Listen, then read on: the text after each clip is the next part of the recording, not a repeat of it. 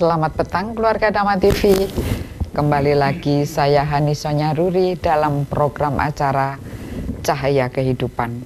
Harapan dari Dhamma TV, selain Anda merasa bahagia, tentram dan damai, juga adanya cahaya kehidupan yang membuat segala hal lebih berseri, lebih bermanfaat di dalam Anda berkehidupan.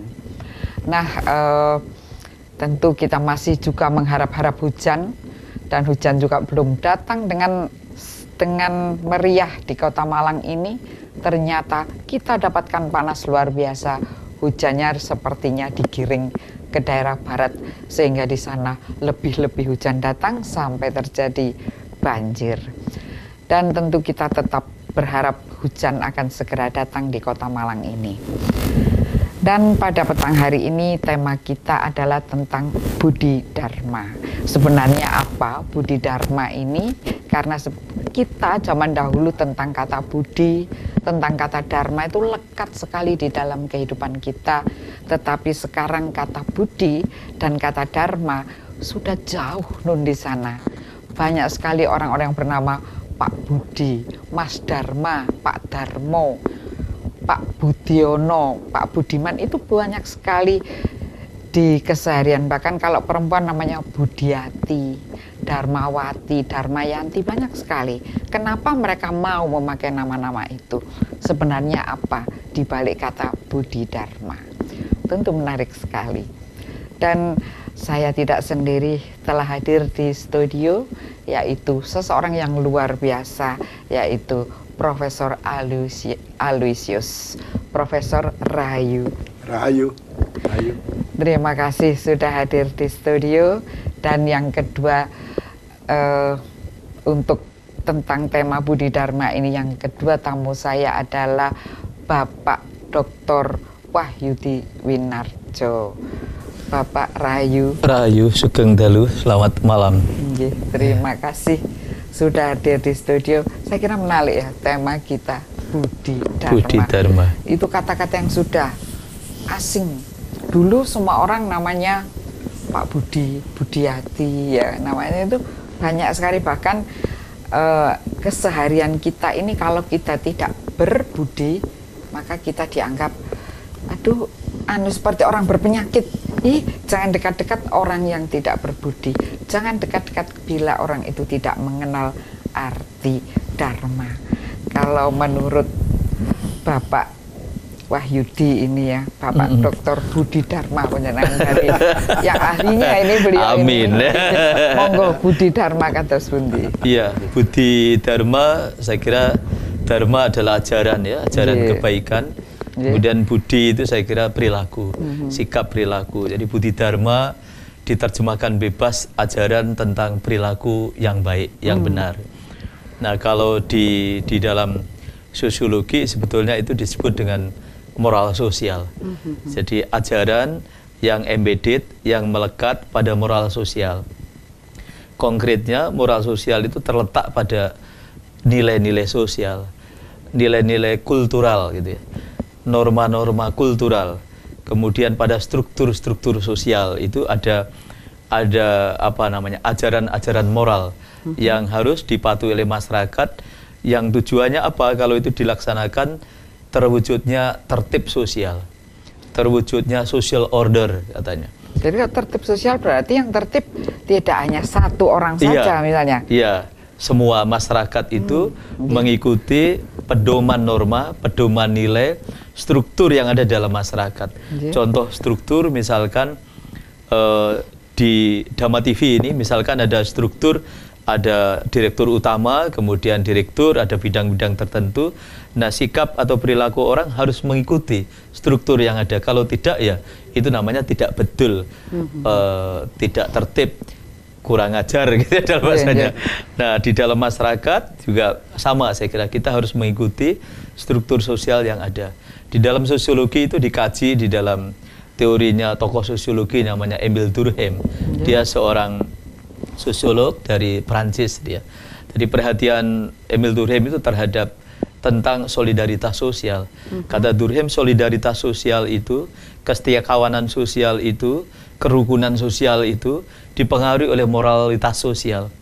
Jadi untuk menciptakan kerukunan, persahabatan, paseduluran di dalam masyarakat itu perlu ada pedoman yang namanya moral sosial. Kalau moral sosialnya tidak dijadikan pedoman, maka persahabatan, persaudaraan, kerukunan ini tidak ada. Jadi disinilah pentingnya saya kira moral sosial itu digunakan sehingga terwujud apa yang disebut dengan ajaran Budi Dharma atau Budi Dharma itu. Jadi moral sosial ini adalah Budi Dharma menurut panjenengan? Ya, saya kira ajaran yang menjadi pedoman bertindak agar masyarakat itu menjadi baik, perilaku yang baik, sopan jadi santun. Dengan memakai moralitas yaitu untuk bertetangga, bermasyarakat, berteman. Nah ini rasanya apa ya, sudah masuk itu sudah masuk gitu ya. Nah di dalam kita melakukan Budi Dharma itu kan kadang-kadang zaman sekarang itu rasanya sudah cukup langka. Tadi Bapak Dokter ini mengatakan bahwa kalau ada satu struktur organisasi, bahkan di dalam masyarakat pun ada struktur sosial. Kalau ada yang bilang ya, saya tidak suka kasta, oke lah ya. Tapi sebenarnya kita ini ada kasta. Ada kasta. Kalau saya harus menghormati profesor misalnya, di situ ada satu penghormatan hierarki yang sebenarnya sudah terbentuk di dalam hati, terbentuk secara manusiawi itu sudah ada menghormati yang lebih unggul, yang lebih tua, yang lebih senior. Itu pasti ada. Nah, kalau penghormatan secara hierarki itu zaman sekarang ini kenapa kok agak rancu begitu? Kira-kira apa penyebabnya begitu? Kita tidak mengikuti lagi budaya ketimuran. Nah, kita yang tadinya masyarakat kita disebut masyarakat paguyuban sudah berubah menjadi masyarakat patembayan. Dari masyarakat patembayan itu masyarakat karena hubungan kerja untung rugi begitu, tidak karena kolektivitas. Jadi patembayan itu lebih ke individualisme, paguyuban itu lebih ke kolektivisme gitu. Jadi ini kita bergeser ke arah sana. Nah, harusnya kita memang kembali kepada apa yang pernah membuat bangsa Nusantara ini besar, yaitu kembali kepada, kalau di teori Ferdinand Tonis itu masyarakat Gemeinschaft, kita sebut paguyuban. Kalau Emil Durkheim menyebut dengan solidaritas mekanik. Jadi kita membiarkan ini berubah menjadi sangat individualis, dan yang menjadi panglima di dalam masyarakat individualis itu adalah ekonomi. Tetapi di dalam masyarakat yang guyup tadi, yang menjadi panglima adalah humanisme sebetulnya. Cinta ini yang hilang. Humanisme, cinta kasih. Cinta kasih, compassion. Compassion. Kalau tentang humanisme ini ya, tentang compassion ini, untuk Romo Profesor ini, apa ada di Pancasila kita, Romo? Ini ya, menyambung dari apa yang disampaikan Pak Wahyudi. Jadi kalau ajaran tentang budi itu kita coba menelaah lebih dalam lagi. Dalam ajaran budi ini kan ada nilai-nilai yang sifatnya universal untuk membentuk perilaku setiap orang. Ajaran universal atau nilai universal dari ajaran budi untuk membentuk perilaku seseorang itu kan kita telah diajarkan melalui adat, tradisi atau agama-agama yang kita peroleh. Itu kan kita diajarkan bagaimana kita menyembah Pencipta, Tuhan Yang Maha Esa. Ya, ini ada kata menyembah.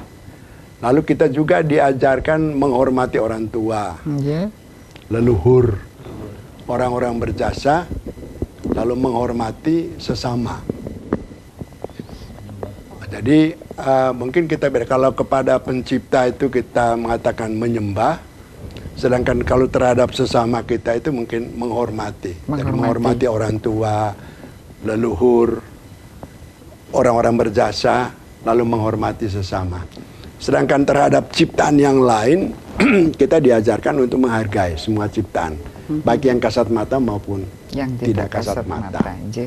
Lalu nilai yang keempat adalah agar manusia yang merupakan ciptaan yang memiliki kelebihan diberikan oleh Pencipta ini, dalam menguasai alam itu harus dengan cara-cara yang bersahabat. Nah, sebetulnya dalam pengetahuan filsafat itu kita kenal ada filsafat timur dan filsafat barat. Filsafat timur dalam ajaran perilaku itu lebih mementingkan manusia bersahabat dengan alam. Dan dalam filsafat barat itu manusia menguasai alam. Jadi ini antara menguasai dan bersahabat. Kalau saya menggabungkan keduanya, manusia dalam menguasai alam harus dengan cara-cara yang bersahabat. Kalau tentang lalu saya filsafat teruskan dulu. Nah, ajaran ini ajaran Budi yang keempat itu menghindari larangan-larangan. Hampir nilai-nilai adat kita, tradisi kita, agama-agama kita kan diajarkan soal larangan-larangan itu. Dan ini ternyata bahwa perilaku manusia sekarang ini kan kecenderungannya kan banyak melanggar larangan-larangan. Betul. Dan saya sering bergurau pada mahasiswa saya sekarang itu, perilaku kita sekarang ini karena cenderung melanggar, sehingga yang tidak dilanggar itu hanya 3. Polisi tidur, polisi tidur, tukang parkir, lalu yang ketiga tukang pangkas, tukang potong rambut. Ini lebih dipatuhi dibandingkan dengan ini ajaran-ajaran Budi atau nilai norma-norma yang lain. Ya, norma hukum dilanggar, norma agama dilanggar, sopan santun dilanggar. Tapi kalau dengan polisi tidur, aduh sopannya kalau dengan kayak mau nyembah-nyembah dulu itu, mau melewati itu kayak mau nyembah dulu. Iya, betul. Luar biasa manusia ini. Lajeng bagaimana, Romo? Nah, itu terus, ya yang di tadi nilai-nilai Pancasila yang kita miliki, kita harus menaruh hormat dan berterima kasih pada pendahulu kita. Mereka merumuskan sila-sila Pancasila ini kan luar biasa. Tapi kita tahan dahulu, Romo, ya, kita jeda sejenak. Setelah yang satu ini akan kita sambung kembali, tetap di Dhamma TV. Baik, keluarga Dhamma TV, kita lanjutkan lagi tentang Budi Dharma. Sebelumnya ini ada beberapa bapak dan ibu yang telah WA, SMS dan juga menelpon ya. Kami persilakan ini untuk yang minggu lalu dan beberapa hari ini. Teleponnya saya sampaikan tetap di 0341 402 777, SMS-nya di 08510 701 8802 dan WA di 08775 990 7102. Dan juga ini untuk salam yang sudah saya terima dan semoga tetap stay tune di Dhamma TV kepada Bapak Wahono di Sumbersari, Bapak Edi Widodo di Taman Dieng, Bapak Win di Kalibakar, Dampit, Bapak Limantoro di Singosari, Bapak Dodi dan Ibu Dodi di Cakalang, kemudian Bapak Edson di Perum Ervina, Bapak Ibu Mahmud di Bareng, Ibu Sri Sulistiawati, dan Ibu Endang di Tanjung. Dan juga masih ada beberapa ibu yang lain lagi. Nanti saya bacakan di session berikutnya. Tema kita adalah Budi Dharma. Jadi tentang Budi Dharma ini, tadi kalau dari Romo tadi akan melanjutkan ya. Jadi tentang bahwa ajaran Pancasila itu dari leluhur kita. Dan sekarang ini kan sudah banyak yang diamandemen.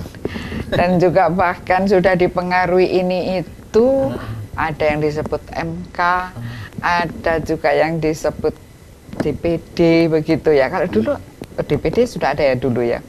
Tapi ini sudah arahnya sudah agak lain. Monggo katuran Romo.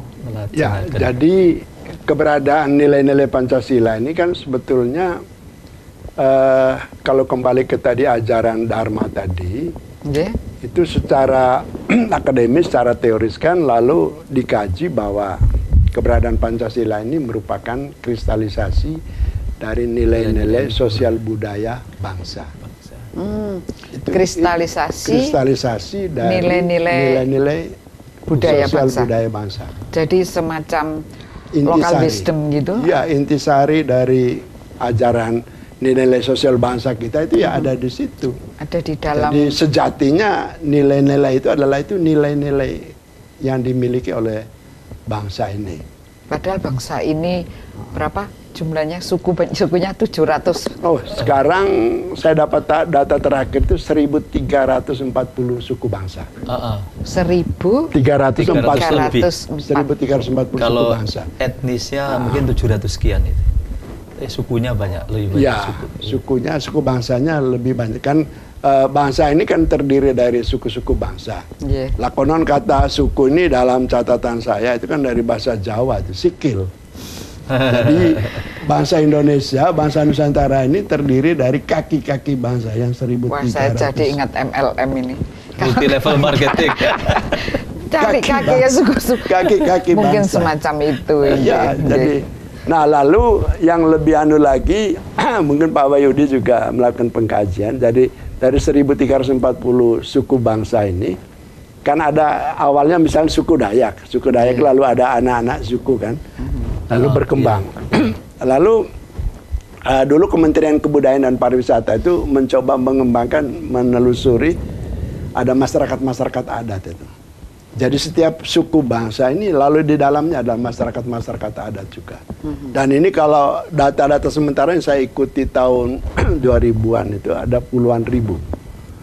Nah ini kan aset yang oleh UNESCO itu sangat diperhatikan agar jangan sampai hilang. Iya, didata gitu. Ya. Dilestarikan.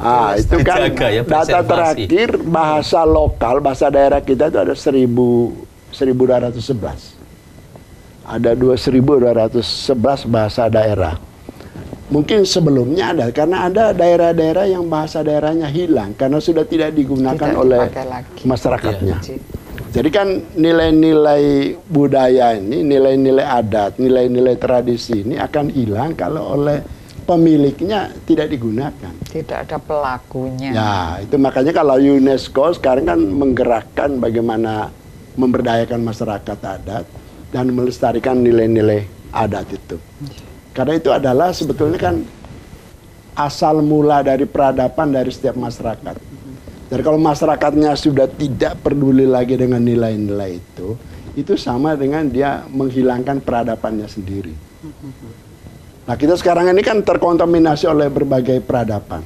Nah lalu peradaban-peradaban asli, peradaban-peradaban yang akademisi mengatakan local genius ya.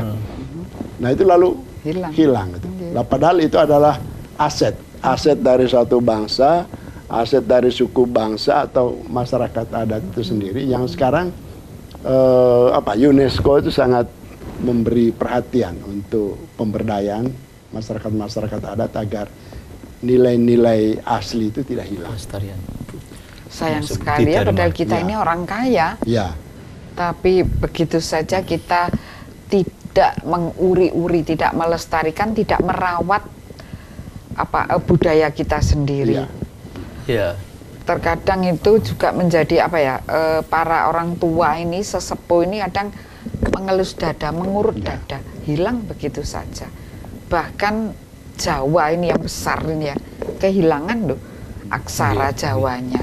Itu saya batin juga kok nggak ada tulisan. Misalkan tulisan nama jalan Mataram atau Bareng, bahasa Jawa Bareng. Kan lain dengan tulisan bareng.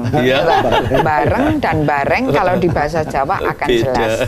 Monggo Katuran. Saya ingin nyambung Prof. Alo tadi tentang perlunya kita untuk melestarikan kembali. Ya.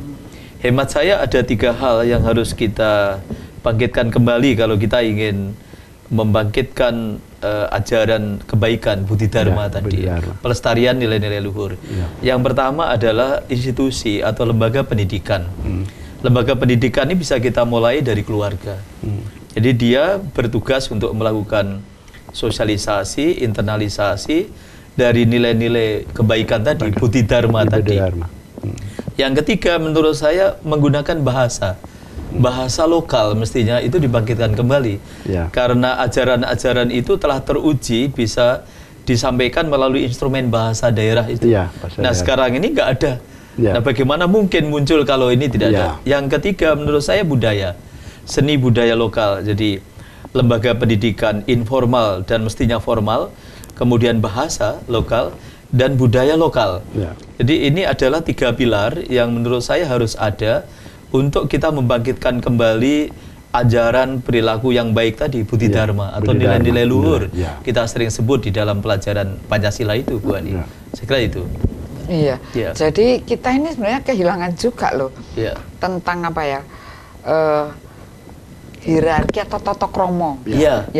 Itu sudah tata krama tidak ada. Padahal ya kalau kita bicara dalam bahasa Jawa, langsung ada tata krama. Langsung di situ ada hierarki, langsung di situ ada penyebutan tata krama yang menunjukkan yang diajak bicara siapa, yang berbicara siapa. Nah ini aja apa ya, ringan tapi ada di dalam keseharian manusia Jawa.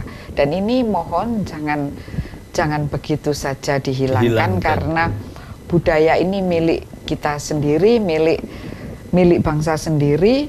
Nanti kalau hilang kita bukan siapa-siapa lagi. Sekarang kepada kita Romo. Tidak Nusantara lagi. Saya tanya pada Romo Alu, kalau misalnya kita kehilangan jati diri sebagai bangsa, apa kira-kira akibatnya ya, apa yang terbesar atau bagaimana bagi suku bangsa atau bangsa itu? Tentu kita sama-sama tidak mengharapkan itu terjadi. Tetapi kan perkembangan dunia, perkembangan masyarakat ini kan tidak terlepas dari ini, pengaruh ekstern dan pengaruh intern, dari dalam dan dari luar.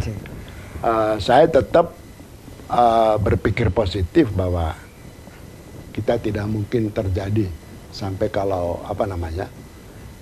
bangsa ini menjadi tercerai-berai, terpisah-pisah, lalu kalau terjadi itu kan mungkin di Indonesia ini kalau tadi saya mengatakan ada 1.340 suku bangsa, jangan sampai nanti jadi 1.340 negara. Nah, kan itu kita kan sudah kesepakatan pendiri bangsa ini kan NKRI, Negara Kesatuan. Jadi Negara Kesatuan dari sekian belas ribu pulau, 1.340 suku bangsa, 1.211 bahasa, dengan masyarakat adatnya. Ini jangan sampai terceberaikan. Jadi makanya kan konsensus nasional tentang NKRI yang berbineka tunggal ika berdasarkan Pancasila dan 45 ini yang sekarang kan lagi disosialisasikan. Jadi dulu yang istilahnya salah kaprah 4 pilar itu sekarang diganti dengan 4 konsensus nasional. Jadi NKRI berbineka tunggal ika berdasarkan Pancasila dan 45. Karena istilah pilar ini kan mengandung makna yang kurang tepat. Lalu oleh Lemhanas istilah 4 pilar ini diganti dengan 4 konsensus nasional. Nah ini sekarang kita ini kan keempat konsensus nasional ini yang harus kita jaga sekarang. Negara Kesatuan Republik Indonesia yang berbineka tunggal ika berdasarkan Pancasila dan 45. Itu yang sekarang kita pelihara. Ini ada pertanyaan ini, Romo. Ini dari Bapak Abidin ini. Selamat petang. Saya ingin bertanya, Bapak Abidin, saya ingin bertanya, bagaimana kalau seandainya ada yang ingin mengganti tentang Undang-Undang Dasar dan Pancasila, bagaimana sikap kita? Monggo. Ya, sebetulnya kan kita nggak boleh terjebak oleh mengandai-andai ya. Betul, jangan terjebak. Karena kita sudah punya konsensus nasional. Sudah disepakati. NKRI yang berbineka tunggal ika berdasarkan Pancasila dan 45. Ya kan? Lalu mengandai-andai. Kalau dalam pelajaran bahasa Inggris ini kan ada yang possible dan impossible kan? Ya kan? Ya sedapat mungkin kita hindarilah. Kita sekarang ini memelihara 4 kesepakatan nasional. Ini konsensus aja dulu nasional. Bapak Abidin, itu ya jawaban dari Romo Profesor Baik, kita tunda dahulu dan kita tetap di Dhamma TV sampai yang satu ini lewat lebih dahulu. Baik, keluarga Dhamma TV, kami persilahkan ya nomor telepon dan SMS serta WA telah saya buka, dan terima kasih juga yang sedang monitor ini, satu keluarga ini, Bu Nora Puspita, Emerald dan Mbak Garneta. Oke, terima kasih, tetap monitor, stay tune dengan di Dhamma TV, juga kepada Ibu di Jalan Duku, juga kepada Ibu di Jalan Mundu, dan Bapak di Jalan Pulau Sari. Tetap stay tune di Dhamma TV dengan setia. Tadi pertanyaan saya adalah, kalau hilang, apa yang terjadi? Bagaimana rasanya kehilangan jati diri bangsa? Yang Romo tadi mengatakan kita ada di jalur 4 yang disebut sekarang bukan konsensus nasional. Inggih, monggo. Kalau apa namanya, Budi Dharma hilang, jati diri bangsa Indonesia hilang, menurut saya kita akan kehilangan kekuatan. Kata Manuel Castell itu the power of identity, kekuatan dari identitas. Jadi identitas itu adalah power, identitas itu adalah kekuatan. Jadi kalau kita kehilangan identitas atau jati diri kita sebagai bangsa Indonesia dalam terminologi politik, atau saya suka memakai istilah Nusantara dalam terminologi budaya gitu, kultural, maka kita segera akan kehilangan kekuatan kita sebagai bangsa. Kekuatan apa ya kira-kira? Ya, saya kira bisa juga kekuatan budaya, kekuatan apa namanya ya, atribut sosial lain, keaslian kita. Iya, kita hilang, tidak menjadi bangsa yang disebut dengan Indonesia itu. Maka oleh sebab itu menurut saya kita harus pertahankan itu apa namanya, Budi Dharma, ajaran leluhur, karena disitulah sebetulnya kita yang membuat kita kemudian berbeda, dan disitulah kita punya kekuatan atas bangsa lain. Jadi bukan kita ingin ngasoraken atau ngasorne bangsa lain, bukan. Tetapi kita untuk bisa hidup baik bertetangga itu kita perlu ada dalam posisi struktur kehidupan di dunia ini gitu. Dan itu perlu identitas, perlu jati diri. Di mana jati diri kita? Tadi secara umum kultural kita sebut Budi Dharma, tapi secara ideologis kita sebut tadi konsensus nasional tadi ya. Itu adalah jati diri kita.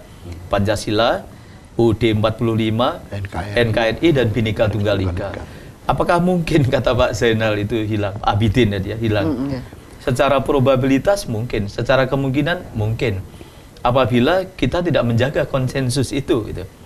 Selalu ada ancaman, kata Prof. Alu menyebut ada ancaman eksternal dan internal.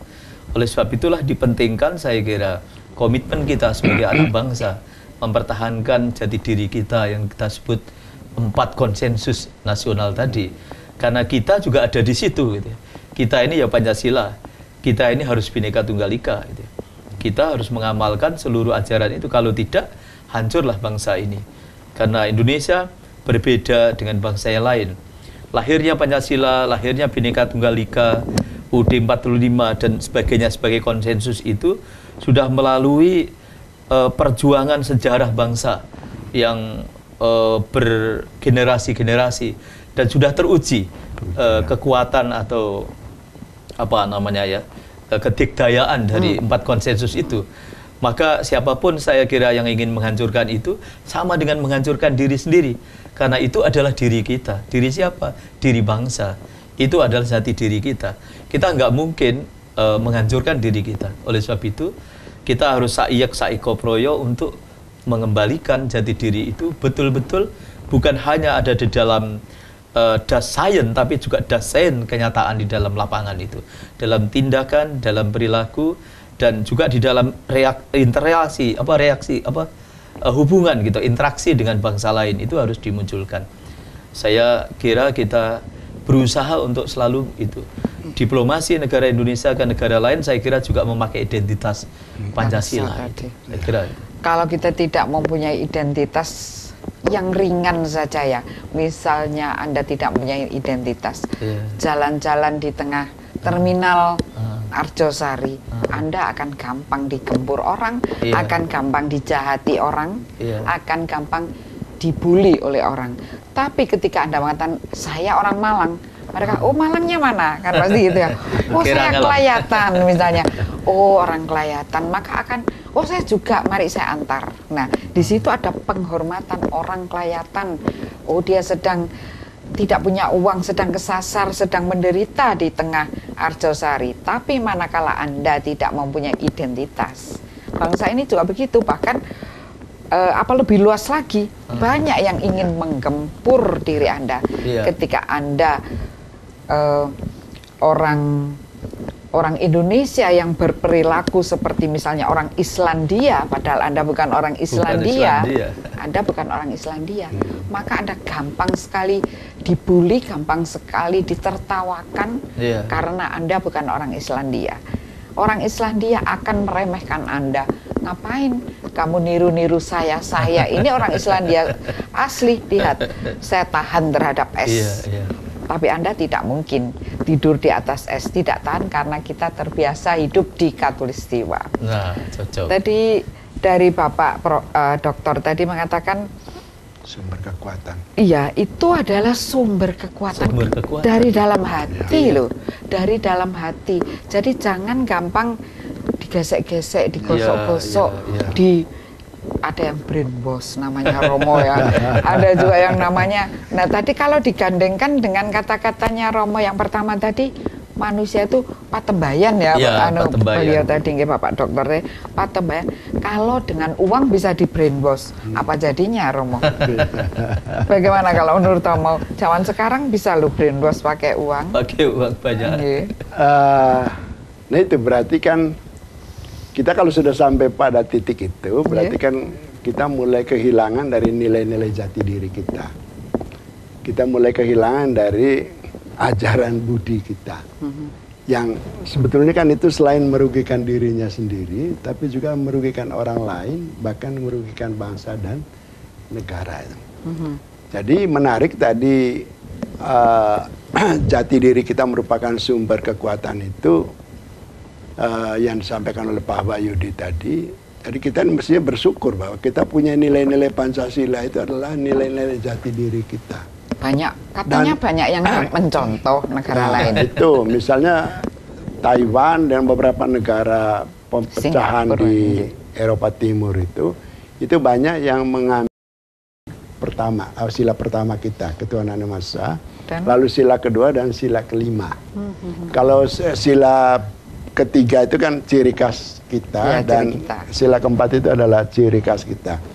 Nah, misalnya begini, ini kan menarik. Jadi dulu bagaimana pendiri negara ini merumuskan sila pertama itu, meskipun dalam perubahan dari BPUPKI melahirkan Piagam Jakarta, lalu kemudian menjelang setelah kemerdekaan, setelah proklamasi kemerdekaan, lalu kan rumusan sila pertama itu ada 7 kata yang dihilangkan, lalu menjadi ketuhanan yang Maha Esa.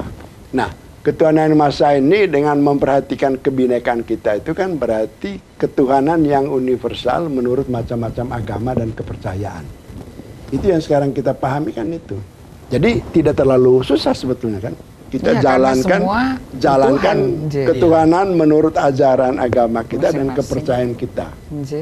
Nah, lalu barangkali secara teori ketatanegaraan, dengan kita memilih sila ketuhanan Maha Esa menurut macam-macam agama dan kepercayaan itu, berarti kita ini bukan negara agama, bukan negara sekuler yang terjadi di negara-negara Eropa, juga bukan negara bukan negara sosialis, legality yang ateis. Bukan ateis. Nah, jadi kita tidak sekuler, tidak berdasarkan agama dan tidak berdasarkan ateis, tapi berdasarkan ketuhanan menurut macam-macam agama dan kepercayaan. Nah, ini kan kalau digali oleh orang-orang luar itu kan luar biasa. Jadi kalau bangsa-bangsa dan negara lain yang memiliki kebinekaan seperti kita, ini kan gampang sekali diambil. Oh ini bagus, ini nilai yang bagus. Di situ mengakui keberagaman itu, kebinekaan itu. Lah kemanusiaan yang adil dan beradab ini kan ini juga kan menjadi nilai universal. Kunci dari kemanusiaan yang beradab. Jadi seseorang dikatakan beradab itu kalau dia terbiasa menghormati persamaan hak, menghormati perbedaan, dan mencintai perdamaian. Namanya manusia. Itu manusia yang beradab. Nah, ya. Nah, kalau dia lepas dari tiga unsur ini, dia sudah masuk dari kategori yang tidak beradab. Dipertanyakan ke manusia, manusia bukan ya? Gitu. Kamu ini beradab apa tidak? Kalau perilakunya tidak menghormati persamaan hak dengan orang lain, tidak menghormati perbedaan, tidak mencintai perdamaian, itu sudah ciri dia tidak beradab itu. Sedikit hewani loh. Hewani. Hati-hati, apakah diri ini ada itunya? Nah, lalu kan sila ketiga itu kan kuncinya mencintai persatuan. Persatuan untuk Indonesia sendiri, tapi juga kita persatuan sebagai umat ciptaan sedunia. Ciptaan Tuhan sedunia kan. Ya kan? Makanya kan politik luar negeri kita kan bebas aktif kan. Tidak menyombongkan bangsanya sendiri, tapi juga menghargai bangsa lain. Berarti kita cinta terhadap seluruh ciptaan Tuhan yang ada di bumi ini, baik yang kasat mata maupun kalau tidak sila kasat keempat mata. ini kan ciri demokrasi kita. Karena dulu leluhur kita itu sudah terbiasa mengambil musyawarah mufakat, itu dijadikan ciri demokrasi kita. Nah, itu yang saya pernah sampaikan bahwa itu hilang di Amandemen 245 karena di Amandemen 245 itu rumusannya ada satu ayat merumuskan keputusan diambil berdasarkan suara terbanyak. Jadi kalau rumusan itu di amandemen besok, ya mesti harus dirubah. Keputusan beliau bilang harus. Ya, dikembalikan lagi. Dikembalikan. Jadi keputusan diambil berdasarkan musyawarah untuk mufakat. Kalau musyawarah mufakat tidak tercapai, baru boleh dengan pemungutan suara. Tapi musyawarah mufakatnya harus dijalankan dulu. Padahal itu kan basisnya itu konon ini basisnya dari musyawarah mufakat adalah ngopi. Wong senengane ngopi tapi musyawarah mufakatnya kok enggak ada ya zaman sekarang. Ngopinya terus tapi sila keempat musyawarah mufakat. Nah, lalu di dalamnya juga kan ada makna gotong royong. Jadi kalau orang terbiasa menghormati orang lain, menghormati perbedaan, cinta damai, cinta persatuan, mengutamakan musyawarah mufakat, itu gotong royong itu gampang sekali. Otomatis tercipta. Gotong royong tidak mungkin terwujud kalau ini ada cacat di nilai-nilai itu. Ya, betul, nah, lalu berarti kan dari nilai-nilai sila pertama sampai sila keempat ini tujuannya adalah mewujudkan sila kelima. Keadilan sosial bagi seluruh rakyat. Jadi keadilan sosial bagi seluruh rakyat Indonesia ini dijiwai oleh sila ketuhanan Maha, sila kemanusiaan adilan beradab, sila persatuan, dan sila musyawarah dan mufakat. Luar biasa. Jadi mudah kita mewujudkan sila kelima itu mudah sebetulnya. Asal kita menjiwai sila pertama, kedua, menjiwai ketiga, itu keempat. mengamalkan, mengerti dan mengamalkan begitu ya. 1, 2, 3, 4 otomatis. Keadilan sosial. Keadilan sosial itu kehidupan yang lebih baik akan berada di Jadi kita tidak perlu cari itu. Kalau perilaku kita sudah terbentuk itu kita tidak perlu cari itu keadilan sosial. Tidak perlu cari keadilan sosial bila yang keempat sila ini sudah kita pahami, kita resapi dan kita amalkan. Tetap di Dhamma TV. Setelah yang satu ini kita teruskan bincang-bincang kita. Baik keluarga Dhamma TV, Budi Dharma. Tema kita kali ini. Dan tentang Budi Dharma ini, bagaimana caranya kita, apakah betul-betul akan kehilangan Budi Dharma? Apakah kita akan kehilangan jati diri bangsa? Apa kita akan kehilangan sesuatu, itu roh kita, kehidupan kita, dan banyak orang yang mencontoh dari luar negeri. Jangan pernah Anda kehilangan jati diri Anda, karena bila Anda kehilangan jati diri Anda akan gampang diserang orang. Anda gampang dijahati orang, Anda gampang dibully orang. Nah ini saya kepada Bapak Doktor ini, bagaimana tentang Budi Dharma ini, mengembalikannya agar kita ini kembali menjadi bangsa yang bangga pada Budi Dharmanya. Iya, tadi di awal saya pernah nyinggung ada pranata atau lembaga yang bisa menyelenggarakan pendidikan ya, yaitu lembaga informal namanya keluarga, kemudian formal itu sekolah saya kira, non formal masyarakat. Nah, mengembalikannya saya kira melalui dari 3 lembaga itu banyak hal yang saya kira bisa kita lakukan. Namun saya kira harus ada kesadaran kita semua bahwa itu penting, kesadaran kolektif di dalam keluarga, kesadaran kolektif di dalam masyarakat, agar kita mengembalikan budi dharma mulai dari lingkup keluarga, mulai dari diri, lingkup keluarga, masyarakat gitu, kemudian bangsa dan negara. Contoh sederhana saya kira yang harus kita bangkitkan, misalkan kita di dalam rumah itu mempraktekkan ajaran-ajaran kebaikan, misalkan tentang sopan santun, tentang etika, tentang tepo seliro gitu. Yang selama ini mungkin tergerus karena penetrasi nilai-nilai egalitarian, nilai-nilai patembayan tadi, nilai-nilai kota, nilai-nilai yang menempatkan manusia itu hanya mengejar keuntungan ekonomi saja. Nah, ini saya kira harus kita kembalikan. Jadi tadi sopan santun. Kemudian yang harus kita kembalikan tadi mengingat Pancasila itu tentang adanya ketuhanan yang Maha Esa. Maka kita harus tahu bahwa hidup itu tidak hanya sekarang, tetapi juga nanti melalui jalan agamanya masing-masing. Karena kita sudah dipedomani bahwa manusia di Indonesia itu menghormati agama orang yang berbeda. Oleh sebab itu menurut saya budi dharma yang harus kita bangkitkan adalah juga ajaran-ajaran agama itu bukan hanya di dalam pikiran, tetapi juga ada dalam lelaku. Kata di Jawa itu ajaran mocobat kan, kelakone ilmu iku kalakone kanthi laku katanya. Jadi mestinya ilmu-ilmu agama itu tidak cukup hanya dihafalkan, tetapi dipahami maknanya kemudian dilaksanakan. Jadi kita tidak hanya membaca agama sebagai sebuah semacam mantra atau ritual saja, tetapi juga harus tahu isinya dan kemudian kita jadikan sebagai pedoman bertindak. Agama yang mana? Saya kira agama yang menghormati saya kira kepada orang lain, karena ajaran agama itu sesungguhnya ajaran kebaikan, ajaran yang baik, yang mulia. Yang tidak baik adalah orangnya yang menerjemahkan agama untuk kepentingan politik kelompoknya sendiri atau masing-masing itu. Jadi kemudian yang ketiga, kalau minjam konsep sosiologi, budi dharma itu bisa kita bangkitkan dengan budaya, karena dia melekat dalam budaya. Jadi melalui budaya, seni dan budaya itulah budi dharma akan kita bisa semai, akan kita bisa tanam dan kita kembangkan lagi. Kalau kita kehilangan seni dan budaya, kita kehilangan instrumen untuk menanamkan ajaran budidaya itu. Dan kita rasa sekarang ini kita semakin jauh dari seni dan budaya Indonesia atau Nusantara.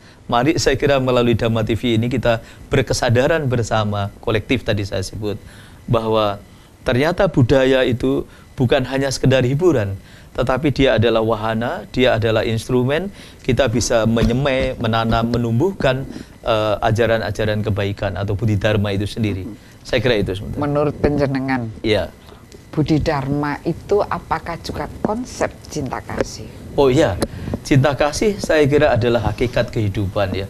Itu adalah bagian dari kodrat ya, bahwa manusia itu sesungguhnya punya cinta kasih.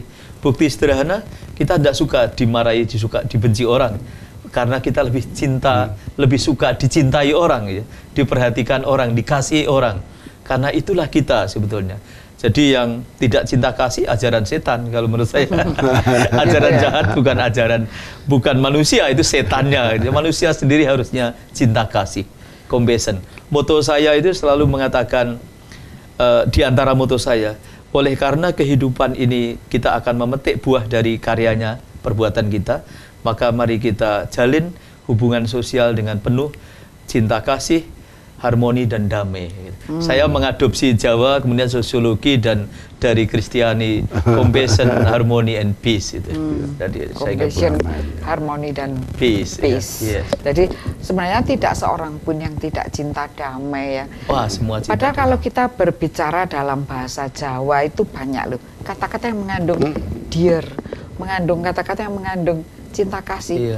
Tapi sudah hilang, padahal itu sehari diucapkan. Mosok se, ya kan? Dikira se itu apa? Padahal itu dari kasih. Kasih, ya kasih. Kalau Jawa kan bilangnya kasih, gitu ya. Mosok kasih, padahal itu marah, tapi dia masih memakai dear. Bahasa Jawa indah. Menyebut orang mati, Jawa menyebut suwargi. Suwargi, suwargo. Orang yang sudah jenate itu janah surga. Jadi memakai bahasa yang indah. Jadi bahasa dalam budaya yang indah menurut saya. Tuhan suka keindahan. Suka keindahan, iya. Sebenarnya kita suka keindahan. Mosok sih, opo sih. Nah, se itu sebenarnya kasih. Itu biar kasih gitu loh. Kemudian kalau orang Jakarta mengatakan apaan sih? Sih itu sebenarnya kasih. Tapi hilang, tergerus oleh banyak hal, tergerus terutama juga kemarahan-kemarahan, sehingga mosok sih, apaan sih, ngapain sih, itu menjadi konotasi kemarahan, menjadi aksen kemarahan, padahal itu terbentuk dari kata kasih, oh my dear, say, opo say, lah itu sebenarnya sayang, opo sayang, opo ose, opo kasih, apaan sih, nah. Itu sebenarnya sudah dilambari dari cinta kasih. Monggo sekarang Katuran Romo menambahkan ini. Ya, tadi disinggung soal etika. Etika yang sederhana. Etika ini kan bisa kita katakan sebagai pedoman hidup ya. Jadi etika yang sederhana itu sebetulnya kan kita semua tahu dan kita sadari bahwa etika yang sederhana itu mulai dari kita membedakan mana yang boleh dan mana yang tidak boleh. Mana yang baik dan mana yang tidak baik. Kalau kita sudah tahu mana yang baik, mana yang tidak baik, mana yang boleh dan mana yang tidak boleh, sebenarnya tidak mudah kan. Itu pedoman hidup yang mendasarkan. Nah, lalu kemudian pedoman hidup yang sederhana ini lalu dikembangkan dalam berbagai norma kan. Norma agama, norma kesopanan, norma kesusilaan, dan norma hukum. Norma hukum. Ya, kalau di Jawa itu ada norma kepatutan gitu. Mana yang patut dan mana yang tidak patut. Layak. Nah, tapi kan karena kita hidup dalam suasana globalisasi mendunia ini, lalu kan yang kita rasakan sekarang kan ada krisis etika global. Krisis etika global. Berarti di daerah lain juga ada krisis etika. Ya, jadi hampir dialami. Nah, dengan krisis etika global ini lalu kita tadi lupa akan ini pedoman hidup dan etika yang sederhana tadi itu. Nah, tadi saya sudah singgung sebelum kita memulai acara ini tadi, krisis etika itu mulai dengan ini pelanggaran terhadap norma-norma. Siapapun, agamanya apapun, ini kan kita pernah melanggar norma agama, norma kesopanan, norma kesusilaan, ya, norma kepatutan, termasuk norma hukum kan. Itu kan krisis etika yang utama sekarang kan. Nah, lalu yang kedua adalah krisis etika kita rasakan sekarang dalam suasana politik global dan politik kita di Indonesia yang hiruk pikuk ini. Yang kita rasakan itu kan terjadi penyalahgunaan agama itu. Banyak hoax. Nah, jadi abuse of religious itu. Abuse of religious. Nah, abuse of religious. Jadi itu kita rasakan. Jadi ini elit-elit kita itu sibuk dengan ini menjual agama lalu. Padahal elit loh ya. Yang ditonton rakyat, yang dilihat oleh tidak rakyat. Jadi panutan. Jadi rakyat kecil ini yang ngerti loh. Ini kan kok agama dibawa-bawa dijual untuk kepentingan pribadi, kepentingan kelompok kan. Lalu yang ketiga, terjadi juga kemajuan ilmu teknologi juga ada yang menyalahgunakan kan. Seiring saya kira itu ya. Ya itu misalnya kita menemukan bom lalu membuat bom untuk kerusakan orang banyak kan. Ya kan? Ya, itu kan penyalahgunaan. Itu kan penyalahgunaan ilmu dan teknologi. Ya. Lalu yang sekarang fenomena yang baru sekarang ini adalah penyalahgunaan teknologi informasi. Dengan mulai berkembangnya HP Android mulai 2012 sampai sekarang ini. Nah, dalam keluarga ini kadang-kadang terjadi apa? Tidak harmoni ya. Karena masing-masing buka HP-nya lalu ini kadang-kadang lalu satu menyapa satu itu sudah tidak saling mendengar itu. Lah belum lagi kita bentuk penyalahgunaan yang lain yang berhubungan dengan HP itu, jadi teknologi informasi. Jadi kita ada keuntungan kemajuan teknologi dan ilmu dan teknologi ini bisa menciptakan HP, Android, ya kan? Lalu apakah itu berpengaruh pada keharmonisan tadi? Harmoni tadi. Itu secara tidak langsung ini mengganggu. Nah, karena tidak tapi terjadi dialog ya. Tapi kalau kita sadar bahwa mana yang boleh, mana yang tidak boleh, mana yang baik dan mana yang tidak baik, mestinya itu tidak terjadi. Tetapi ini kan berarti kan mulai dari lingkungan kecil, dari lingkungan keluarga, lingkungan sekolah, lalu lingkungan masyarakat pada umumnya. Lalu krisis etika yang terakhir itu yang biasanya sering disebut oleh kebanyakan orang itu adalah penyalahgunaan wewenang atau penyalahgunaan kekuasaan itu. Yang kita sering sebut dengan abuse of power. Abuse of power. Lah, dulu orang hanya membicarakan abuse of power, penyalahgunaan kekuasaan. Membicarakan. Sekarang itu ada penyalahgunaan yang lain. Jadi korupsi itu kan karena penyalahgunaan kekuasaan itu. Ya. Korupsi apakah termasuk Budi Dharma? Monggo. Oh, sangat tidak. Sangat tidak. Ya. Menurut penjenengan bagaimana? Ya, kalau menurut saya ini sekalian mau tutup ya, closing statement ya. Saya kira hidup dengan Budi Dharma itu akan bisa membawa kehidupan kita tentram lahir batin, dan karena itu kita akan diterima oleh orang lain dengan baik, karena kita berarti menebar kebaikan pula, dan terciptalah saya kira kehidupan yang berkualitas ya, berkualitas. Nah, korupsi tentu bertentangan dengan Budi Dharma. Sangat bertentangan. Kita harus menjauhi itu. Tapi kadang-kadang korupsi itu karena adanya kesempatan loh. Iya, karena ada kesempatan itu. Baik, kemudian juga tentang Budi Dharma ini harapan saya kita bisa kembali ya. Jadi mulai dari rumah kita sendiri, mulai dari diri kita sendiri, ditularkan kepada keluarga. Kemudian kalau sudah kita tularkan pada tonggo teparu yang kita kan pasti cocok dengan 2, 3, 4, 5 tetangga. Ayo kita buat lagi sesuatu yang indah seperti dulu. Cangkruan apa terus Siskamling dulu ada Siskamling ya. Banjar terus Ibu. Ya, zaman dahulu ada Banjar, ada tempat di mana kita tuh sering berkumpul di situ. Secara tak langsung kalau di kampung, di tempat saya, rumah saya di kampung itu masih ada. Orang-orang suka aja sore-sore sambil dulang putra-putrinya, mereka kumpul aja, yang tua muda kumpul aja di situ. Laki perempuan juga suka aja di situ di pojok satu tempat. Tapi kadang-kadang karena tempat itu juga jalan, sekarang juga agak susah karena ada sepeda motor yang lewat. Nah, ini kan bentuk modernisasi sesuatu yang baru yang mengganggu. Yang dulu enak kita bisa duduk, tetapi sekarang sudah tidak enak lagi karena kita tidak bisa duduk dengan aman tentram. Budi Dharma tetaplah kita lakukan karena itu menjadi ciri khas Anda sendiri, menjadi ciri khas berbangsa dan bernegara. Baik, kita sudahi sampai di sini. Saya Hani Sonyaruri beserta seluruh kerabat kerja mohon pamit. Sampai jumpa pada minggu yang akan datang. Terima kasih kepada Romo dan Bapak. Semoga kita berjumpa lagi. Sabe sata bawantu sukitata. Semoga semua makhluk berbahagia. Rahayu.